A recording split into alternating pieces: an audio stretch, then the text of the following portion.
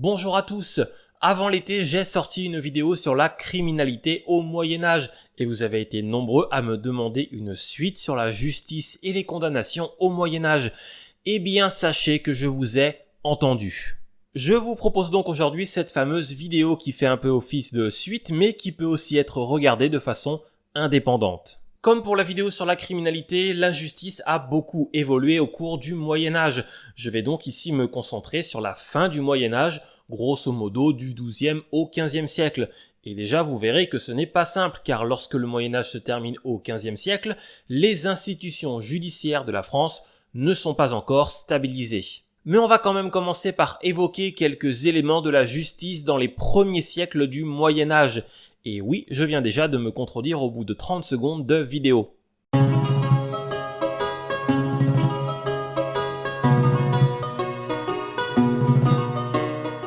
La grande difficulté pour la justice au début du Moyen-Âge est de rendre compatibles des modes de pensée et des références différentes. On distingue donc trois sources principales du droit. Les lois dites barbares, apportées par les différents peuples qui ont pris possession des anciennes provinces de l'Empire romain à partir du 5e siècle, le droit romain, qui continue à régir la société bien après la chute de l'Empire romain, et le droit religieux imposé par les écrits de l'Église catholique. Au Haut Moyen-Âge, concilier ces trois sources du droit est parfois très compliqué, et pour résumer, c'est le bordel. Durant ces premiers siècles du Moyen-Âge, c'est la vengeance venue tout droit du droit germanique qui prévaut. Pour simplifier, la société du Haut Moyen-Âge est régie par la vengeance, qui a pour principal inconvénient d'entraîner des cycles de violence sans fin. Lorsqu'un crime est commis, deux partis vont s'affronter. Un parti qui soutient la victime et un parti qui soutient l'accusé. Cette vengeance, que l'on appelle la fède, constitue au Haut Moyen-Âge un droit. Vous avez probablement déjà entendu parler de la fède royale qui pousse ce principe de vengeance à son paroxysme. Le parti de la victime se doit de venger celle-ci par les armes. Le seul moyen d'échapper à cette vengeance est de la racheter au moyen d'une compensation financière. La loi des Francs, la loi salique, encadre d'ailleurs ce rachat de la vengeance, c'est ce que l'on appelle la composition. La base de cette composition est le tarif fixé pour racheter un meurtre, appelé le Vergeld, que l'on peut traduire par prix d'un homme. La loi salique prévoit également des poursuites judiciaires pour certains meurtres ou pour les vols. Cette justice mérovingienne ne s'applique qu'à une partie seulement de la Gaule. Les populations gallo-romaines, qui étaient là avant l'arrivée des Francs, continuent à appliquer le droit romain. Ajoutez à cela que le christianisme va rapidement venir mettre son grain de sable dans les rouages déjà compliqués de cette justice du début du Moyen-Âge. La féodalité, elle, va éparpiller ses justices et tous ces changements politiques et sociétaux vont aboutir à l'émergence de trois juridictions principales qui vont cohabiter du XIIe au XVe siècle.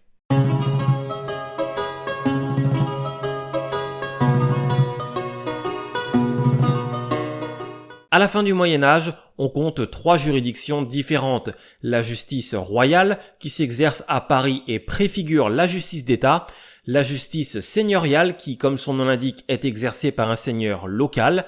Et la justice ecclésiastique, qui s'occupe de juger les membres du clergé. En théorie, chaque sujet du royaume dépend d'une seule juridiction, mais dans les faits, les justiciables tentent toujours de dépendre des juridictions les moins sévères ou de celles qui leur seront les plus favorables. Ce qui fait que chaque année, il y a des centaines de conflits de compétences entre les différentes cours, ce qui, évidemment, ne simplifie pas les choses. À Paris, par exemple, on compte environ 150 seigneuries foncières, dont une trentaine sont entre les mains de seigneurs ecclésiastiques. Cela peut parfois mener à des situations totalement ubuesques, où le cadavre d'un homme condamné à mort et pendu par une juridiction peut être dépendu pour être rejugé par une autre juridiction. Beaucoup de malfaiteurs essaient aussi de se faire passer pour des clercs afin d'être jugés par un tribunal ecclésiastique, car l'Église est souvent plus clémente et surtout elle ne condamne pas à mort, au nom du principe « Ecclesia abhorret a sanguine ». L'Église déteste faire couler le sang. Beaucoup de criminels vont d'ailleurs se faire tonsurer pour plus facilement passer pour des clercs. Vous êtes clerc des ordres mineurs, par conséquent, Vous pouvez échapper à la juridiction séculière et être jugé par un tribunal ecclésiastique où les conditions sont plus favorables. Il faut quand même préciser que malgré ces conflits, il arrive que certaines juridictions laïques et ecclésiastiques collaborent, comme par exemple lors du procès de Gilles de Rais. La justice royale, elle, fait office de juridiction supérieure. Lorsque la décision d'un juge ne convient pas, on peut faire appel à une juridiction supérieure pour rejuger l'affaire. Et cette juridiction supérieure, c'est la juridiction du roi. Ces appels concernent surtout des vassaux qui ont été jugés en première instance par le seigneur dont ils dépendent et qui estiment que celui-ci n'a pas été impartial. Le juge royal peut aussi de lui-même se saisir d'une affaire qui dépend d'un juge seigneurial et se l'attribuer ou la rejuger. En plus de ces appels, la justice royale s'occupe aussi de ce que l'on appelle les cas royaux, c'est-à-dire des affaires qui touchent aux intérêts du roi ou à l'intérêt supérieur du royaume. Parmi les cas royaux, on peut citer par exemple la sédition, la rébellion, le faux-monnayage ou encore la corruption d'officiers royaux. À la fin du Moyen-Âge, le pouvoir royal tente de récupérer de plus en plus de prérogatives judiciaires, et s'il parvient effectivement à affaiblir les juridictions seigneuriales et municipales, il ne parvient pas pour autant à les faire disparaître. Par contre, la justice royale est au même niveau que la justice ecclésiastique, ce qui peut parfois entraîner des conflits entre ces deux juridictions. Maintenant qu'on a vu les différentes juridictions dont peuvent dépendre les sujets du royaume, il est temps de voir comment enclencher un procès.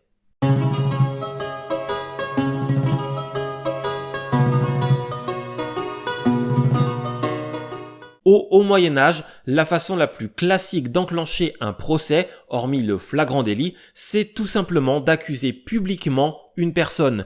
C'est ce que l'on appelle la procédure accusatoire. La victime ou ses proches vont saisir le juge et adressent une citation à comparaître à l'accusé. On appelle cela l'ajournement et il permet non seulement de fixer la date du procès, mais permet surtout à l'accusé de savoir de quoi on l'accuse afin qu'il puisse préparer sa défense. L'ajournement prend ensuite la forme d'un document écrit qui précise les noms des parties et les raisons du procès. C'est ensuite à l'accusateur de fournir des preuves ou des témoignages dans le but de faire condamner l'accusé par le juge. Cette procédure peut aussi conduire à l'emprisonnement préventif de l'accusé, sauf si ce dernier peut présenter suffisamment de garants. Si l'accusé ne se présente pas à la date convenue au procès, il écope d'une amende et est convoqué à la session suivante du tribunal. Et s'il ne se présente pas 2 fois de suite, il est de facto reconnu comme coupable. À partir du XIIIe siècle et de la redécouverte du droit romain, les choses vont un peu évoluer. On passe de la procédure accusatoire que l'on vient de voir à une procédure inquisitoire, même si la procédure accusatoire ne disparaît pas pour autant. La procédure inquisitoire permet au juge de lancer un procès sans que quiconque ait porté une accusation, en se basant par exemple sur une intuition, une dénonciation ou une rumeur publique. Dans ce cas, c'est au juge de mener l'enquête et de recueillir des preuves. Que la procédure soit accusatoire ou inquisitoire, une fois qu'elle est lancée, l'objectif pour l'accusateur ou pour le juge va être de fournir une preuve qui prouve la culpabilité de l'accusé. Et pour trouver une preuve, on va tout simplement mener une enquête, l'inquisitio.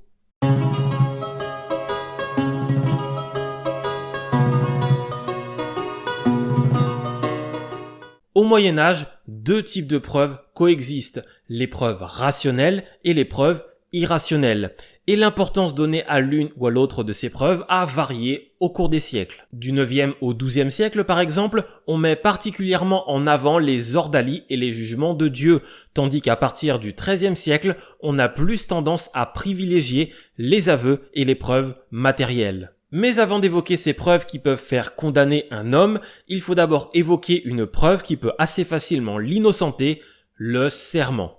Les sources médiévales insistent toutes sur l'importance du serment comme preuve judiciaire, et ce, tout au long du Moyen-Âge. Le principe est simple, un accusé peut se disculper d'une accusation portée contre lui en prêtant serment, seul ou avec des co-jureurs. En fonction de l'accusation ou de la nature de l'accusé, le juge peut exiger qu'un certain nombre de personnes, parfois plusieurs dizaines, viennent se porter garantes du serment de l'accusé. Si l'accusé ne peut pas présenter les garants demandés, son serment n'est tout simplement pas pris en compte. Aujourd'hui, cela peut sembler assez simpliste comme façon de s'en sortir, mais au Moyen-Âge, le serment est un véritable acte sacré devant Dieu. Il est donc pris au sérieux par tout le monde. En plus des sanctions divines, la loi prévoit de lourdes sanctions contre les personnes qui font de faux serments, et cela peut aller jusqu'à l'amputation de la main qui a servi à jurer. Même si cette pratique du serment se fait plus rare à la fin du Moyen-Âge,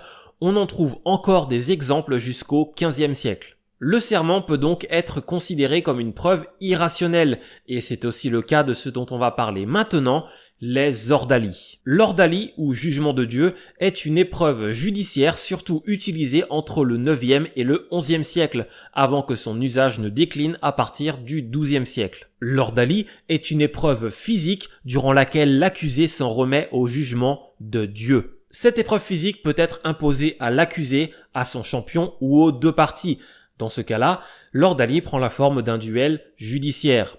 On compte 19 catégories d'ordalie pour 35 rituels différents. Contrairement à ce que l'on pense souvent, la justice des hommes n'est pas absente de ces ordalies. Les juges vont écouter les deux parties, analyser les preuves et en fonction de cela, choisir un certain type d'ordalie s'ils pensent que l'accusé est coupable et un autre type d'ordalie s'ils pensent que l'accusé est innocent. Le but est que le résultat de l'ordalie aille dans le sens de ce que pensent les juges. Parmi les ordalies les plus connues, on peut citer celle de l'eau froide.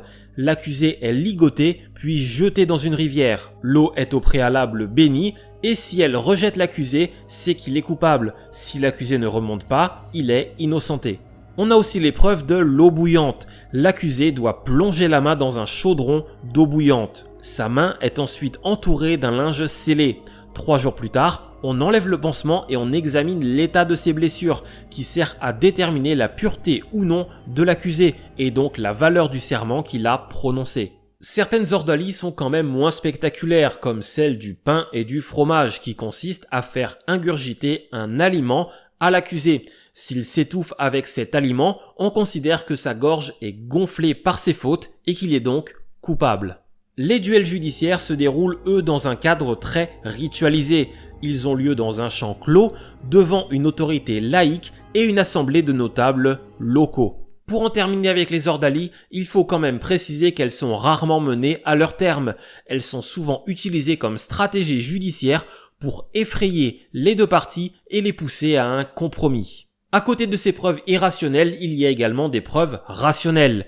Les témoignages, les aveux, les actes écrits et les preuves matérielles. Ces preuves sont obtenues dans le cadre de l'enquête, l'inquisitio, qui occupe une place centrale à partir du XIIIe siècle, même si l'enquête existe dès le début du Moyen-Âge. L'enquête comporte l'audition des témoins par le juge et a pour but de confirmer ou d'infirmer les dires des accusés et des accusateurs. Ces témoignages sont tous faits sous serment. Un nombre limité de témoins est autorisé pour chaque partie et ces témoignages sont tous retranscrits par écrit.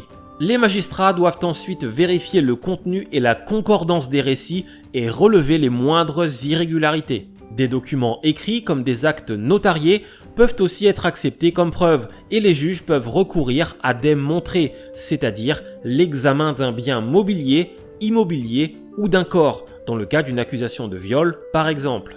La justice tient également compte des expertises médicales pour évaluer par exemple la gravité d'une blessure. Ces preuves sont hiérarchisées et la valeur d'une preuve est laissée à l'appréciation du juge, mais l'aveu est souvent considéré comme la meilleure des preuves. Mis à part pour les cas de flagrant délit, pour pouvoir condamner un accusé, le juge doit soit avoir obtenu des aveux, soit avoir plusieurs témoignages concordants. S'il n'a pas cela, il doit dans la plupart des cas relâcher l'accusé.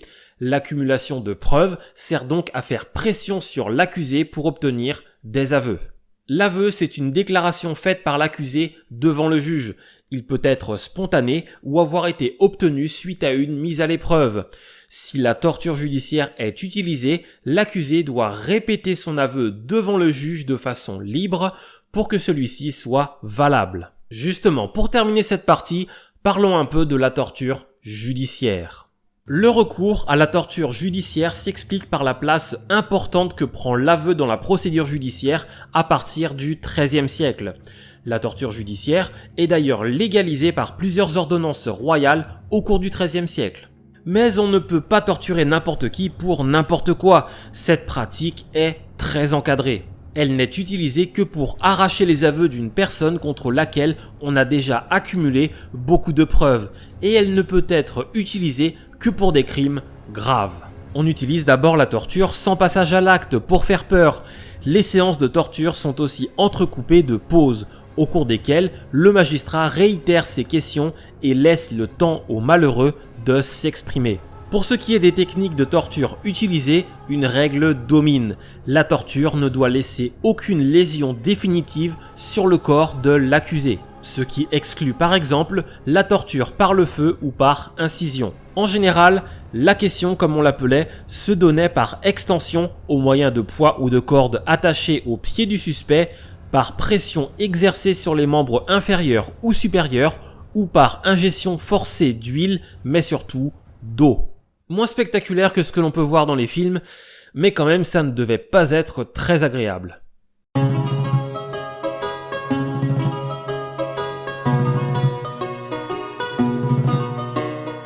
Une fois que l'accusé est passé aux aveux, les juges peuvent délibérer et prononcer la sentence. Pour cela, ils sont tenus de respecter la procédure et de suivre le droit. Ils ne peuvent pas faire n'importe quoi. Ils doivent prendre en compte tout ce qui a été dit dans le procès, toutes les preuves qui ont été présentées, respecter la loi ou la coutume en vigueur et ne pas juger en fonction de leur conscience. D'autres facteurs peuvent aussi entrer en ligne de compte, comme les circonstances ou la situation économique des parties. Les juges doivent aussi tenir compte de la jurisprudence, c'est-à-dire des sentences rendues dans des affaires similaires jugées dans leur juridiction. Ils gardent aussi à l'esprit qu'ils seront eux-mêmes un jour jugés par Dieu. Il existe aussi des circonstances atténuantes qui peuvent alléger la peine. On peut par exemple citer l'extrême pauvreté du coupable, la charge d'enfant, la jeunesse, l'absence d'antécédents judiciaires, la maladie ou la simplicité d'esprit. Une amende peut par exemple être diminuée si le prévenu est incapable de la payer.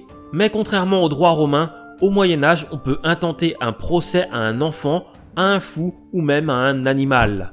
Pour ces cas un peu particuliers, l'interprétation personnelle du juge peut entrer en ligne de compte. La folie par exemple peut soustraire un prévenu à la justice ou au contraire aggraver son cas. Par contre, il n'y a pas de circonstances atténuantes pour les femmes, c'est même parfois le contraire, sauf pour les femmes enceintes qui sont considérées comme étant dans un état de faiblesse psychologique. Enfin, la légitime défense est aussi reconnue comme une circonstance atténuante. À l'inverse, il existe aussi des circonstances aggravantes, et la première d'entre elles est l'intention du criminel. À partir du XIIIe siècle, le juge s'intéresse systématiquement à l'intention initiale du criminel. S'il y a préméditation, c'est évidemment une circonstance aggravante, mais s'il s'agit d'un accident, c'est une circonstance atténuante. La renommée peut aussi jouer un rôle important. Une personne qui a bonne réputation, que les gens connaissent, sera moins sévèrement punie qu'un vagabond ou un étranger. Et la dernière circonstance aggravante, probablement la plus grave,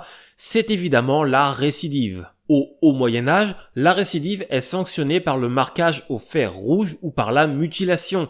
L'idée est que la récidive soit inscrite de façon indélébile sur le corps du coupable. Mais même après l'abandon de ces marques au bas Moyen-Âge, les tribunaux sont toujours plus sévères avec les récidivistes. Les récidivistes dans certains domaines, comme les déviances sexuelles ou la sorcellerie, sont même considérés comme irrécupérables, comme une gangrène qu'il faut extraire de la société. Les voleurs récidivistes sont aussi très sévèrement punis. C'est par exemple le cas d'un jeune homme arrêté pour vol en 1450 à Rouen. Du fait de son jeune âge, il est relâché dans l'espoir qu'il rentre dans le droit chemin.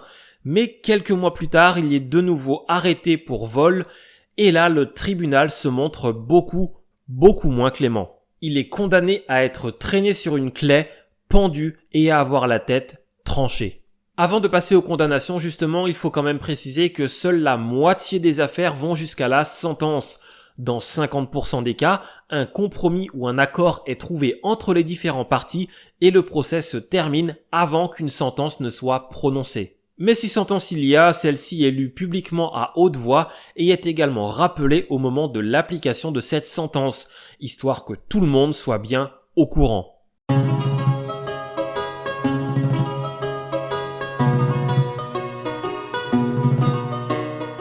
À partir du XIIIe siècle et l'apparition de la procédure inquisitoire, on affiche de plus en plus la volonté de ne laisser aucun crime impuni. Pour autant, les peines inscrites dans le droit ont surtout un rôle dissuasif, car la plupart du temps, les peines appliquées sont moins sévères que celles prévues par le droit. La peine a pour but de réparer le désordre causé par un crime et d'apaiser le corps social.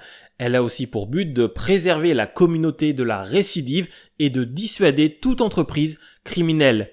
Elle peut aussi avoir pour but de réhabiliter et de réintroduire un criminel dans la société. La peine infligée doit donc tout à la fois être proportionnée au crime, être juste et être efficace, mais aussi être exemplaire, afin que la peine d'un seul soit la crainte de tous. Contrairement à ce que l'on pense souvent, les peines les plus sanglantes et les plus spectaculaires sont aussi les moins appliquées. Ces peines sont rares, sont souvent porteuses d'un discours politique et sont particulièrement mises en scène afin de servir d'exemple. Au final, on peut classer les peines dans 3 catégories différentes: les amendes honorables, les amendes profitables et les peines d'exclusion, sachant quand même que des peines de différentes catégories peuvent se combiner entre elles. Les amendes profitables, tout d'abord, sont des peines dont on tire un bénéfice matériel, que ce soit de l'argent ou un bien, contrairement aux amendes honorables que l'on verra après et qui, elles, touchent à l'honneur. Parmi ces amendes profitables, on trouve en premier lieu les peines pécuniaires. C'est tout simplement une amende, une somme d'argent que le condamné doit verser à la victime ou à la communauté. Il s'agit de la peine la plus courante. La plupart des délits mineurs sont passibles d'une peine pécuniaire, mais ça peut aussi être le cas pour des vols aggravés ou même des homicides. À partir du XIIe siècle, le juge prend en compte plusieurs éléments pour fixer le montant de l'amende, comme la nature du crime, la réputation et la richesse de l'accusé, mais aussi la conjoncture économique et son appréciation personnelle de l'affaire. La loi prévoit seulement un montant minimum, histoire que ça reste dissuasif. Dans les amendes profitables, on trouve aussi la confiscation des biens. À partir du XIIe siècle, cette peine vient très souvent en complément d'une peine plus lourde. D'ailleurs, il ne s'agit pas toujours d'une confiscation des biens. Parfois, il peut s'agir d'une destruction des biens. Mais s'il s'agit d'une confiscation, la plupart du temps, ces biens sont envoyés au seigneur local. La confiscation peut aussi être temporaire, le temps par exemple que l'accusé s'acquitte d'une amende pécuniaire. Cette sanction peut être très lourde de conséquences, car elle fait perdre à l'accusé sa notoriété et sa place dans la société. Pour les aristocrates, elle peut aussi leur faire perdre leur statut de noble. Les amendes honorables, elles, sont payées sur le capital d'honneur du condamné. Elles impliquent souvent une humiliation publique, voire l'obligation de se repentir en public. Dans cette catégorie, on retrouve les pèlerinages expiatoires. Inspirée du droit religieux, cette peine peut aussi être prononcée par des tribunaux laïques. Un homme condamné à effectuer un pèlerinage expiatoire doit se rendre dans un lieu phare de la chrétienté ou un lieu où se trouvent des reliques de saints. Il s'agit le plus souvent d'un pèlerinage local, sauf pour les crimes les plus graves. Un crime ayant entraîné la mort d'un homme conduit quasi systématiquement à un pèlerinage expiatoire en Orient. On peut aussi avoir une pénitence publique, là encore surtout utilisée par des tribunaux ecclésiastiques, mais parfois aussi par des tribunaux laïques. Cette pénitence publique peut prendre plusieurs formes. Il peut s'agir d'un simulacre d'exécution ou tout simplement d'un aveu de culpabilité formulé en public. Ce rituel associe l'humiliation sociale et le repentir. Cette pénitence est souvent effectuée sur le lieu même où le crime a été commis. Dans cette catégorie, on trouve aussi des peines infamantes. Le but est de faire subir au condamné ce qu'il a lui-même fait subir à la victime. Il s'agit de peines humiliantes exécutées en public. La présence d'une foule lors de l'exécution de la peine peut même être obligatoire. Cette condamnation prend bien souvent la forme d'une déambulation dans les rues. Par exemple, une personne coupable d'adultère peut être condamnée à être promenée nue et attachée dans les rues de la ville. Ces peines humiliantes sont surtout utilisées pour les voleurs et les délinquants sexuels. Pour les crimes les plus graves, cette condamnation peut s'ajouter à une condamnation à mort. Le condamné peut par exemple être traîné sur une claie avant d'être pendu. Autre variante de ces peines infamantes, le condamné peut être exposé en place publique, attaché à une échelle ou au pilori. Vous avez sans doute déjà vu ce genre de scène dans un film. Une ordonnance royale de 1347 autorise d'ailleurs la foule à jeter de la boue ou des ordures sur une personne au pilori, mais pas de pierre ou d'objet pouvant blesser le condamné. Le but est uniquement de l'humilier. Pour en terminer avec les peines infamantes, celles-ci peuvent aussi toucher le cadavre d'un condamné. Le but est de totalement le déshumaniser. Son cadavre peut ainsi être démembré, décapité ou écartelé. Avec ces dernières réjouissances, on a à peu près fait le tour des amendes honorables et des amendes profitables. Il nous reste donc à voir les peines d'exclusion.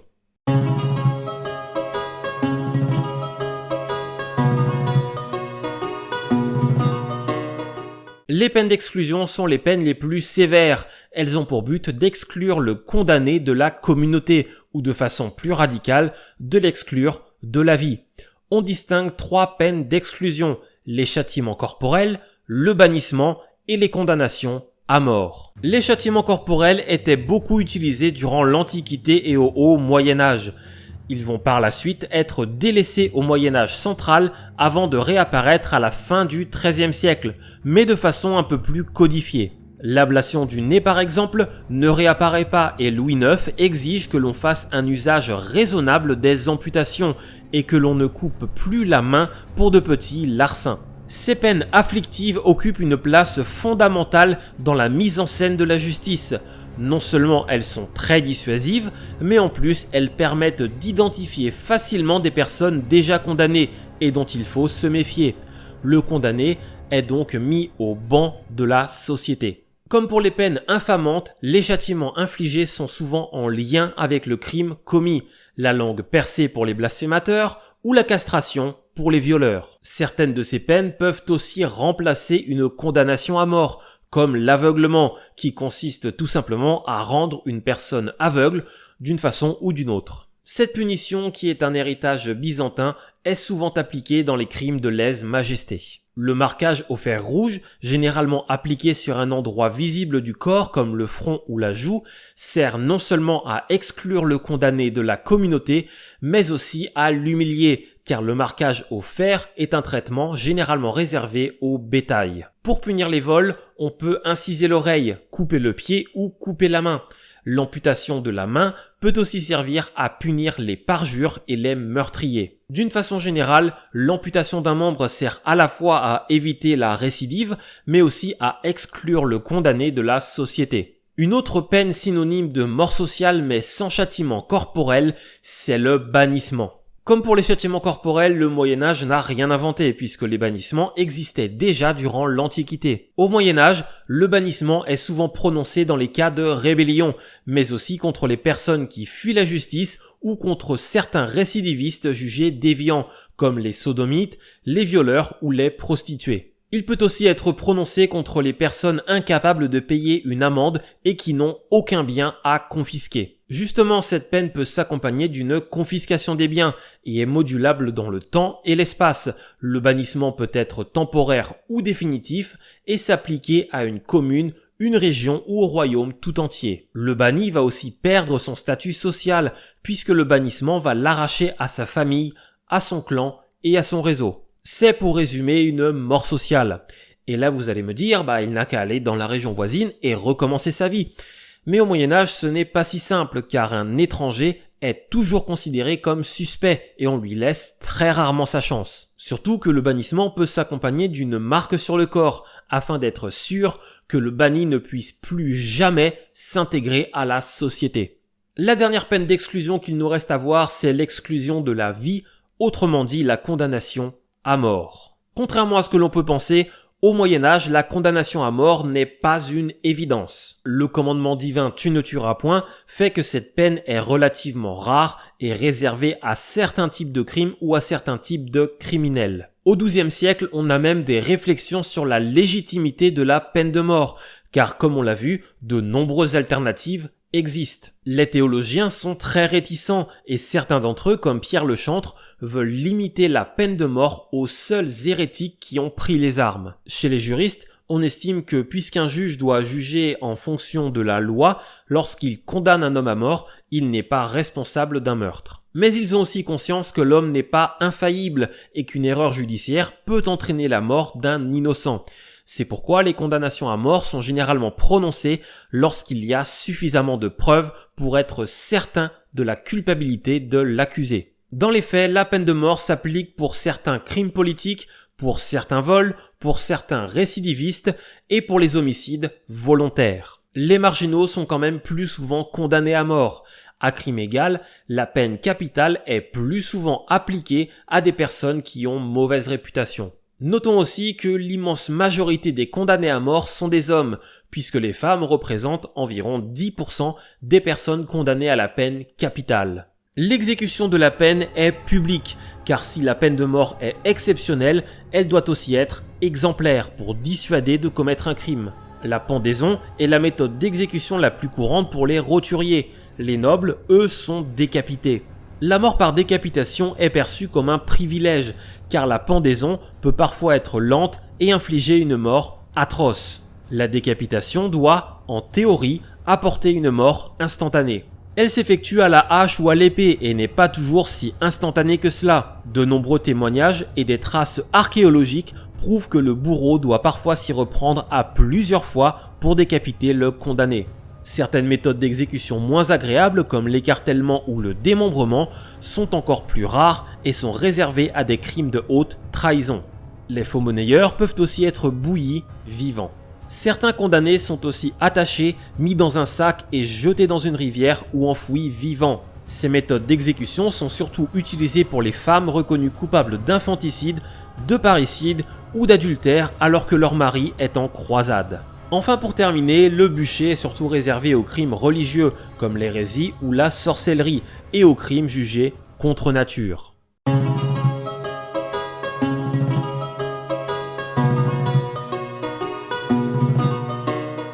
Après le long exposé que je viens de vous faire, on constate plusieurs choses. Tout d'abord que la justice médiévale n'est pas figée, elle évolue avec son temps. Et contrairement à ce que l'on peut penser, il ne s'agit pas d'une justice mystique. Il y a de vrais procès avec de vraies enquêtes et une véritable recherche de la vérité. À la fin du Moyen-Âge, la justice est véritablement normée et encadrée, même si, comme aujourd'hui d'ailleurs, il y a parfois des influences extérieures, en particulier politiques. Il faut aussi rappeler qu'au Moyen-Âge, le droit n'est pas unifié sur l'ensemble du territoire français et que certaines régions conservent leurs coutumes ou leurs lois, ce qui peut entraîner des condamnations différentes d'une région à l'autre pour un même crime.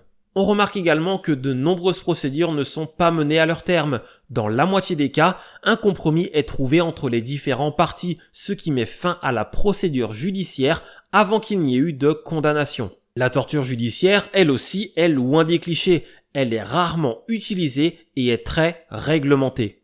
Enfin, en ce qui concerne les condamnations, on constate une très grande différence avec notre société actuelle. Au Moyen-Âge, il n'y a pratiquement aucune peine d'emprisonnement. On peut être emprisonné dans l'attente de son procès, mais à l'issue du procès, seuls certains tribunaux ecclésiastiques peuvent condamner à des peines d'emprisonnement. La peine la plus courante est l'amende, suivie par des peines qui touchent à l'honneur ou à la réputation du condamné. La peine de mort, elle, est rare, mais les exécutions sont publiques et se veulent dissuasives. La pédagogie de la peine est un élément très important. Au Moyen-Âge, on a conscience qu'on ne peut pas arrêter et condamner tous les criminels. Il faut donc que les sentences soient exemplaires afin de dissuader le plus possible la population de choisir la voie du crime.